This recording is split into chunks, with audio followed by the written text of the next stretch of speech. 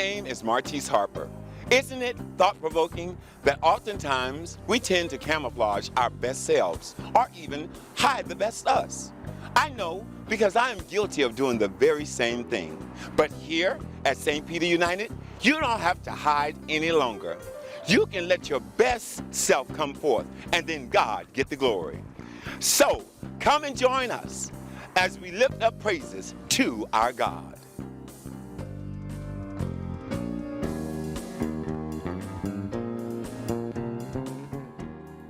Hey! Good morning, St. Peter. Happy Sunday after Easter. Hey, hey, hey.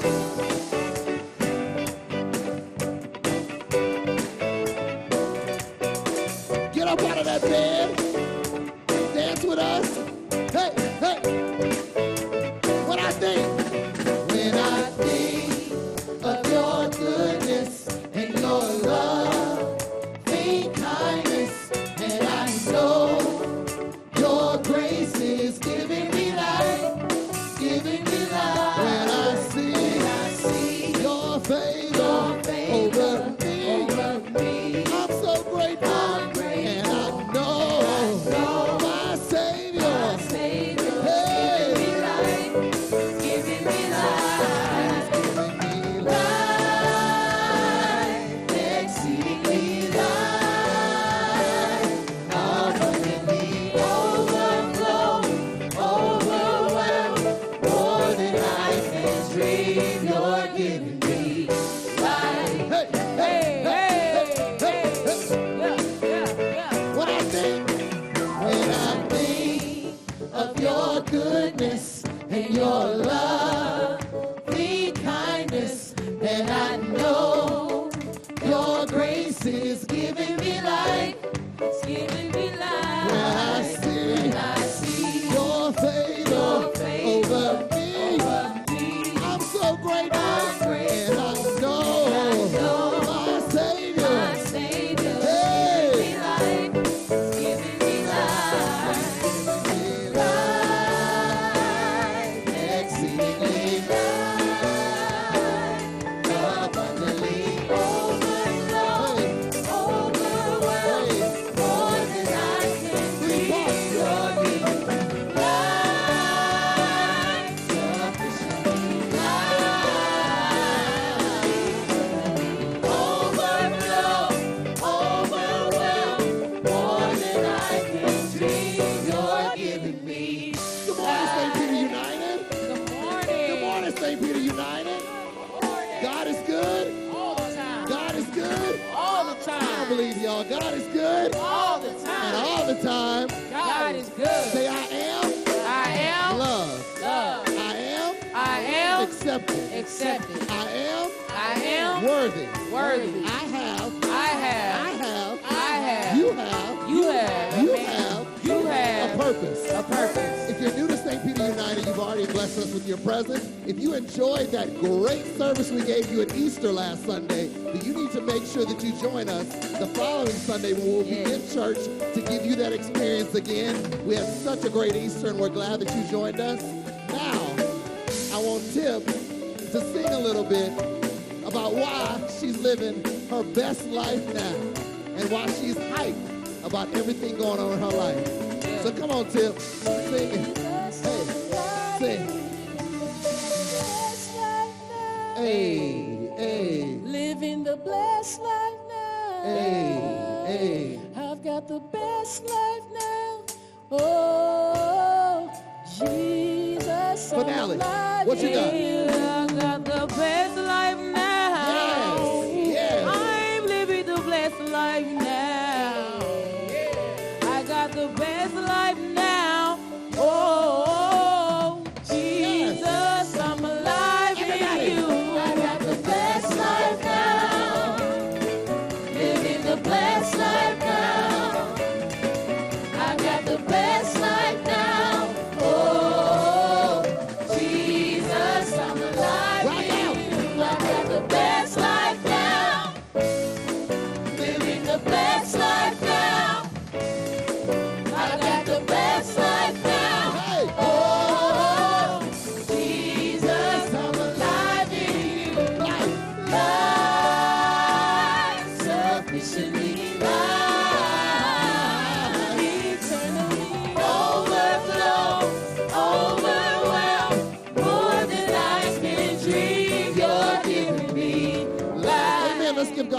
clap of praise.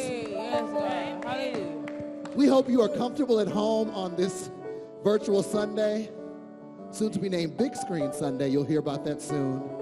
But we just want to go to God in prayer right now. Dear Lord, we come to you just thanking you for this moment to worship and to connect online. God, thank you for technology that we're able to lean into even after a huge Sunday like Easter. God, I pray that you infuse this service for all that are watching. Infuse it with your power, infuse it with your love. And we just ask that your spirit descends on what we're doing. In your name I pray, amen. So our song today is My Life is in Your Hands. And we just want to proclaim that no matter what comes our way, our life is in your hands. You've been there for us, and we just thank you so much. Kick it off, Tati. You don't have to worry. You don't have to worry, and don't you be afraid. Joy comes in the morning, troubles they don't last always. Remember there's a friend in Jesus who will wipe your tears away. And if your heart is broken, just lift your hands. Everybody, and oh. say, Oh, I know that I can make it. I know that I can stand. No matter what may come my way, my life is in your hands. Sing, Sam. You don't have to worry, and don't you be afraid. Joy comes in the morning, and troubles they don't last always. For there's a friend in Jesus who will wipe your tears away. And if your heart is broken, just lift your hands and say, oh, I know that I can make it. I know that I can stand. No matter what may come my way, my life is in your hands. With Jesus I can take it. With Jesus. With Jesus I can take it. Yes. With him I know I can stand. No matter what may come my way, my life is in your hands. Finale. So when you're testing trials, So when you're testing trials, they seem to get you down, and all your friends and loved ones are nowhere to be found. Remember, there's a friend in Jesus who will wipe your tears away. And if your heart is broken, just lift your hands and say, oh, I know that I can make it. I know that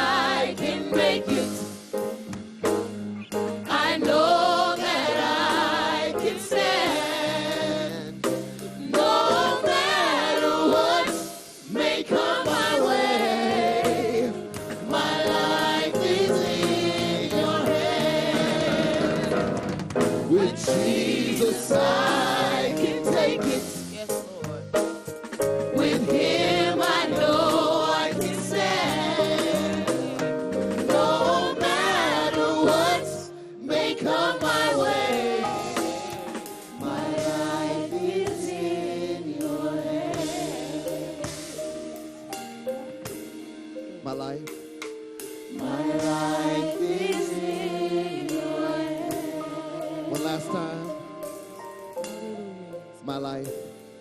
My life is in your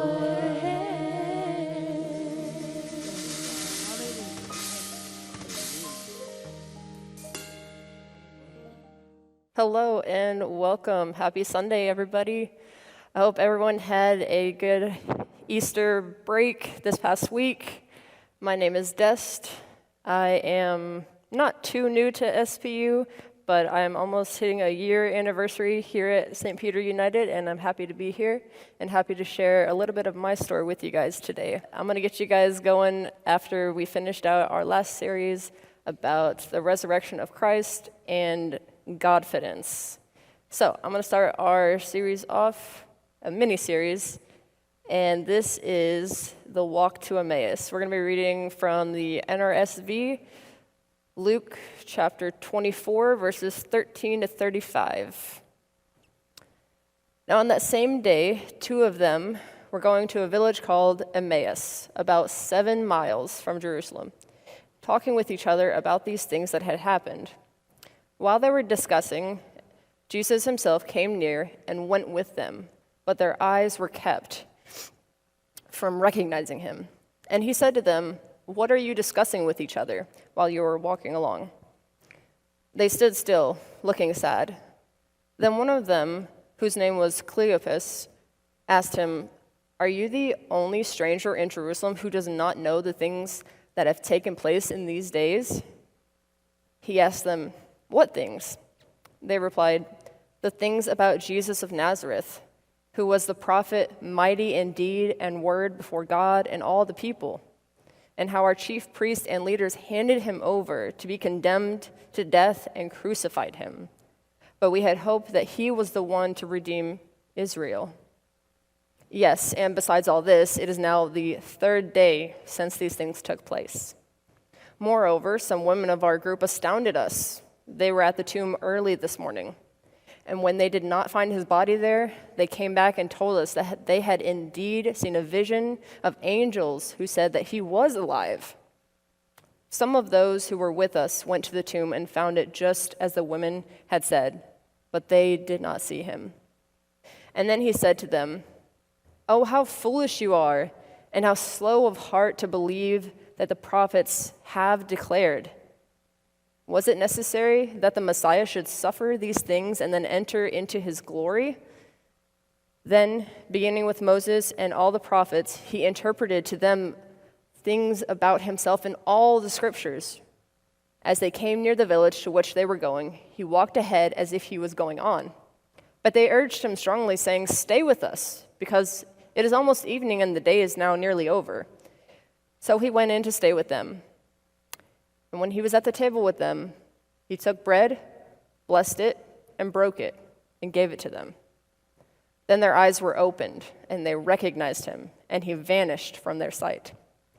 They said to each other, "Were not our hearts burning within us while he was talking to us on the road, while he was opening the scriptures to us?"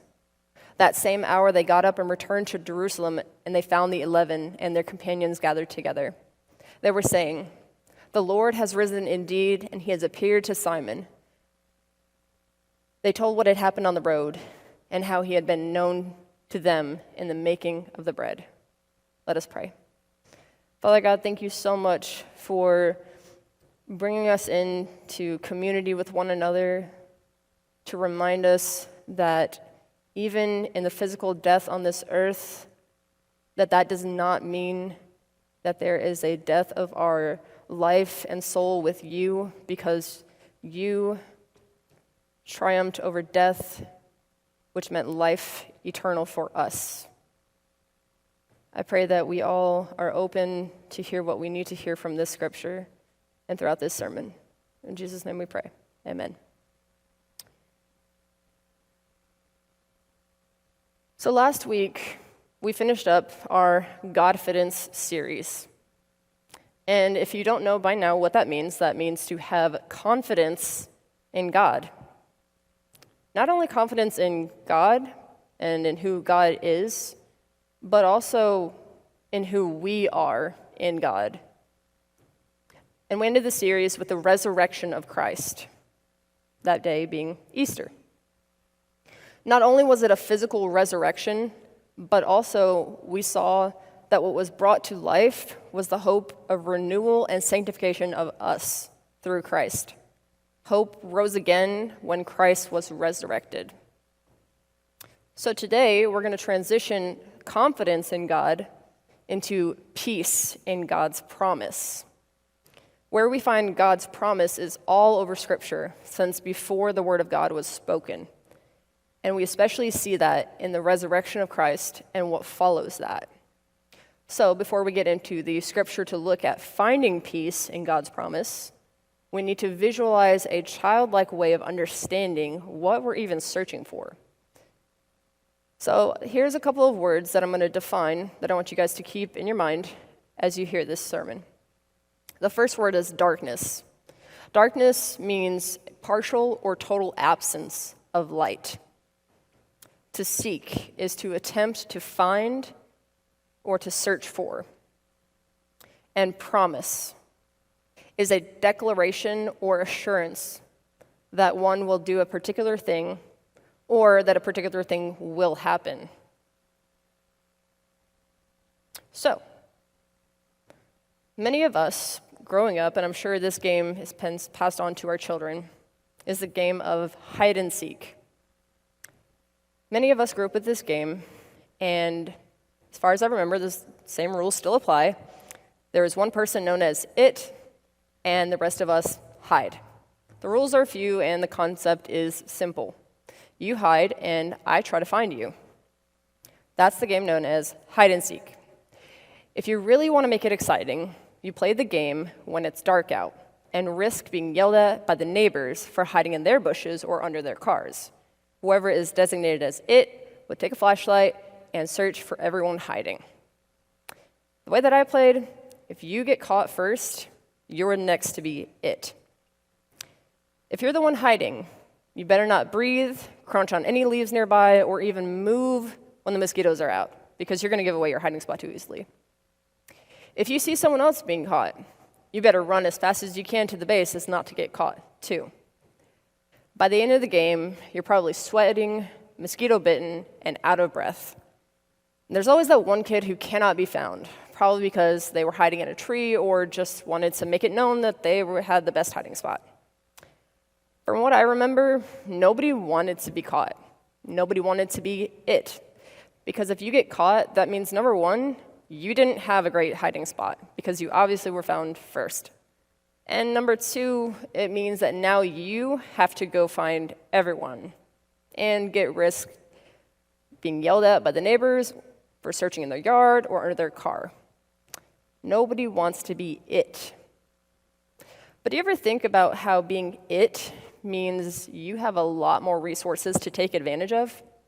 You get to take your time searching for everyone, and you get to call the shots as to where base is. You get to define what someone getting caught means, whether that's, hey, I shine the light on you, now you're it, or you actually touch them. You have the light, you have the lead. All you have to do is search. Use the resources given to you. And that's where we find God's promise. It's already with us, and we have the resources. Sometimes we forget that we're the one holding the light that is Christ. So what do I mean by that? In my life, on multiple occasions, I have failed to see God's promise myself, just like the disciples on the road to Emmaus.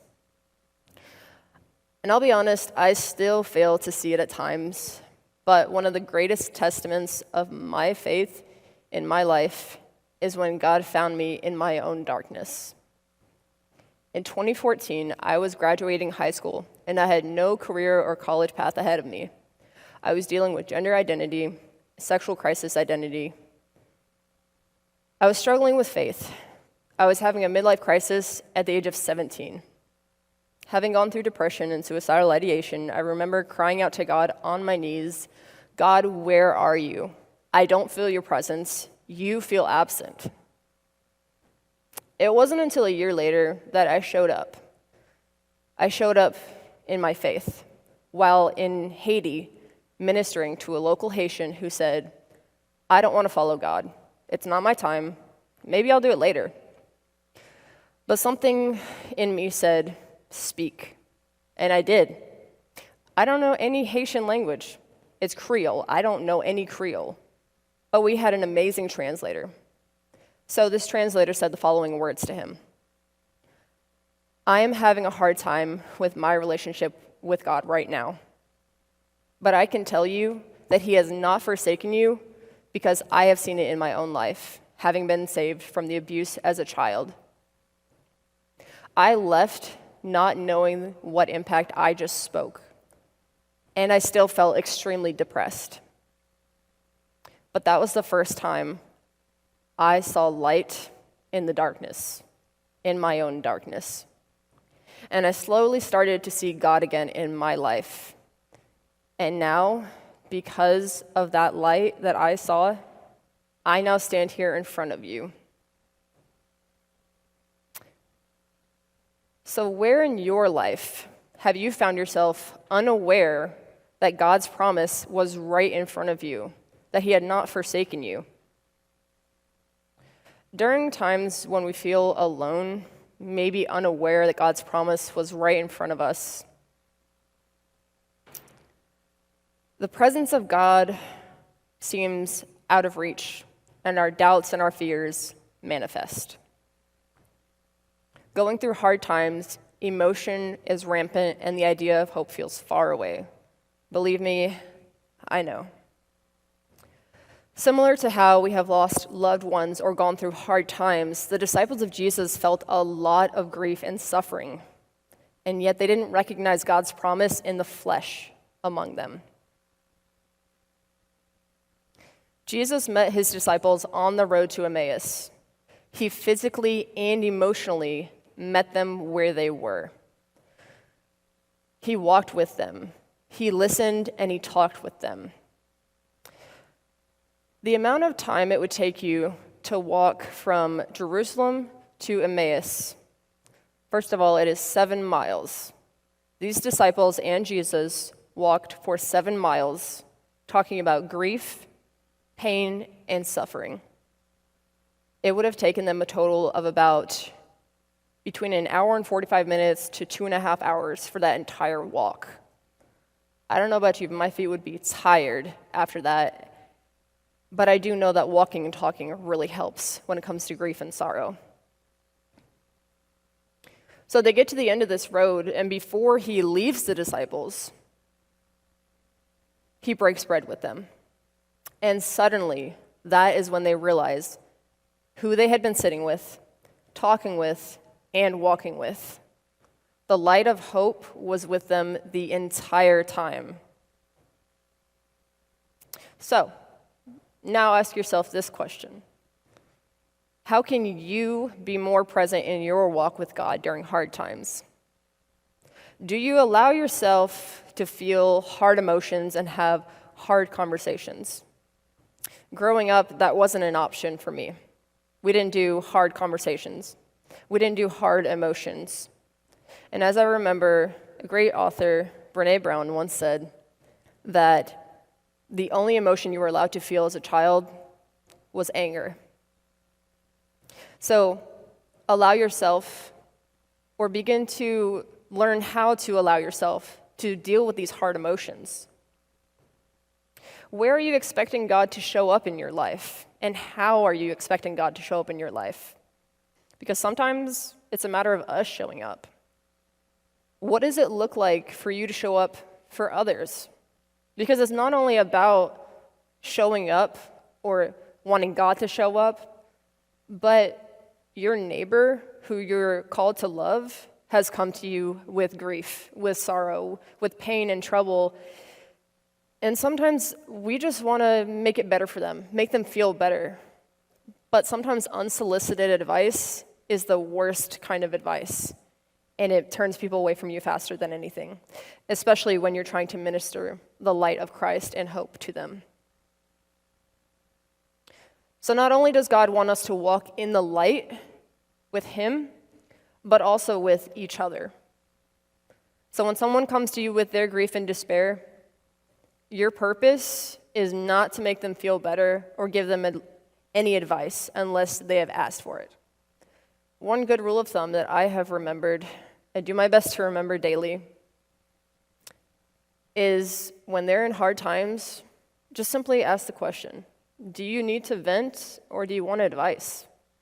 Jesus didn't come to these disciples and said, well, let me tell you what you're missing out on. Let me tell you why you're missing the point. No, he came to them and said, what are you guys talking about? And they said, are you serious? Like, this death of Christ the Messiah, and you don't even know about it, but okay. And then he just listens to them. He doesn't tell them, oh, I am the Messiah. No, he purposely makes it so they are blind to seeing him because he wants them to know that he is there for them, and he always has been.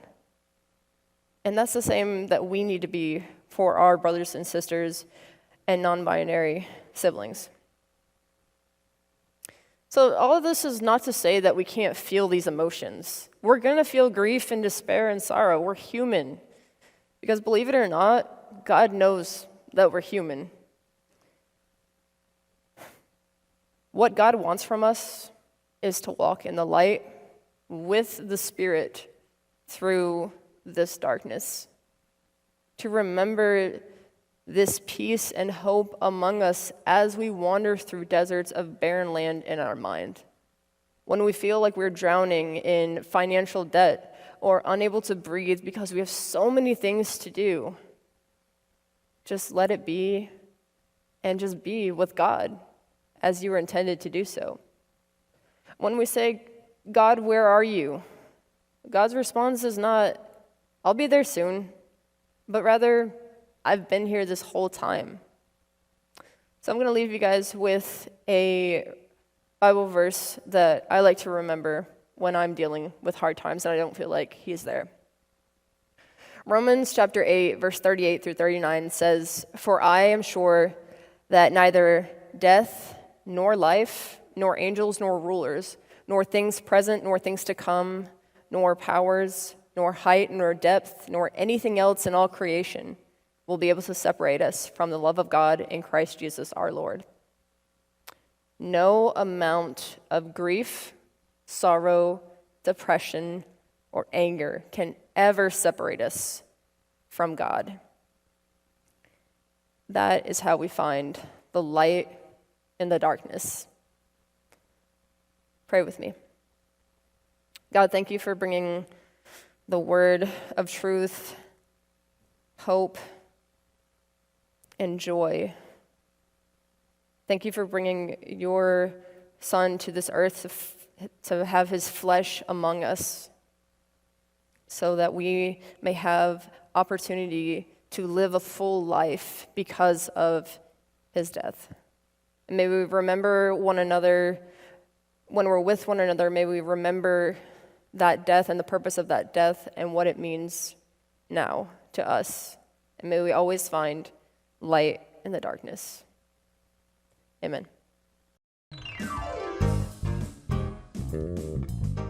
Hello, and thank you for taking time to worship with us today. We pray something was said or done that has blessed your spirit, soul, and mind. We look forward to worshiping with you again, as you are always welcome here at St. Peter United. If you would like more information, please click on the link in the chat so we can get you plugged in. As we say here at St. Peter United, we are united in spirit and inspired by God's grace to welcome all, love all, and seek justice for all. Wait, you're forgetting something. Oh yeah, and don't forget, You belong here.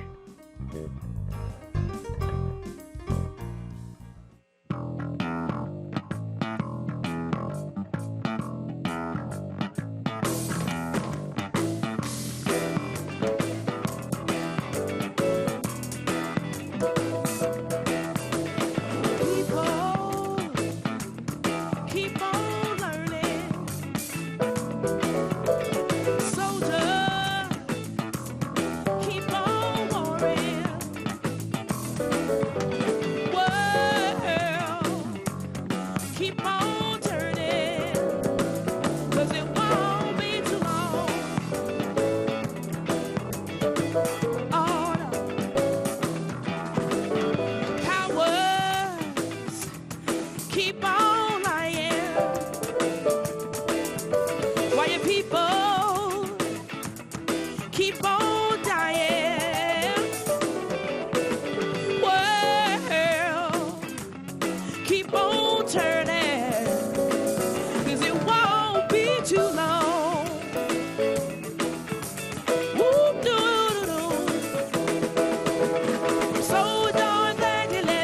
it again.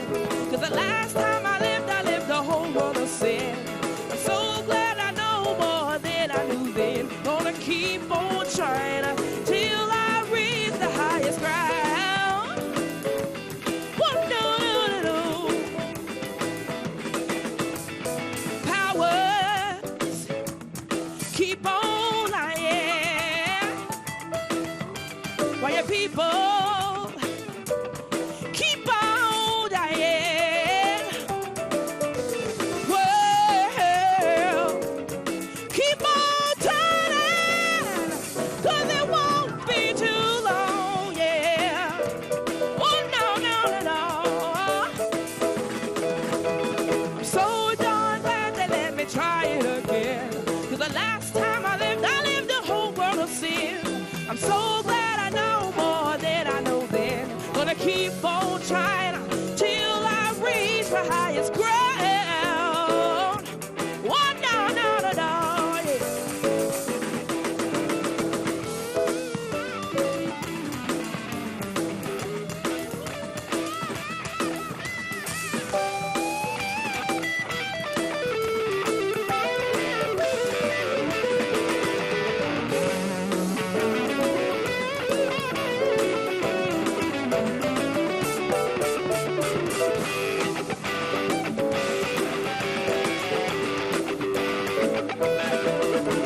I'm so darn glad they let me try it again. The last time I lived the whole world of sin. I'm so glad that I know more than I knew then. Keep on trying till I reach my highest ground. Oh, no, no, no, no. Do you wanna go higher? Higher, higher, higher, higher. Higher, higher, higher. Woo!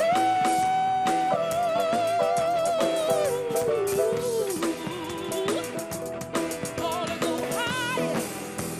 Yeah, yeah,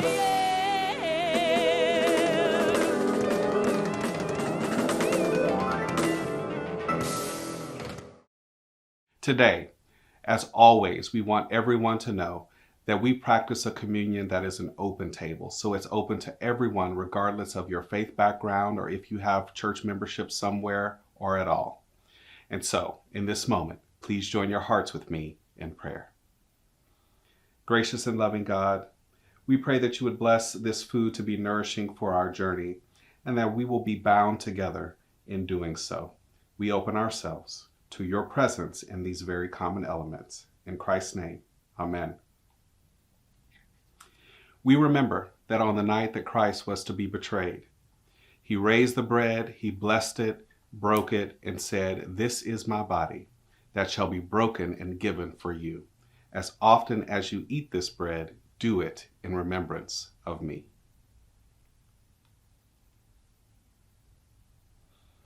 Likewise, after the supper, he raised the cup, gave thanks for it, and said, "This is my cup of the new covenant.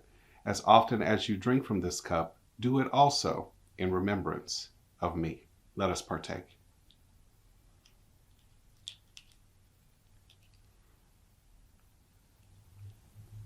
Please join me in prayer.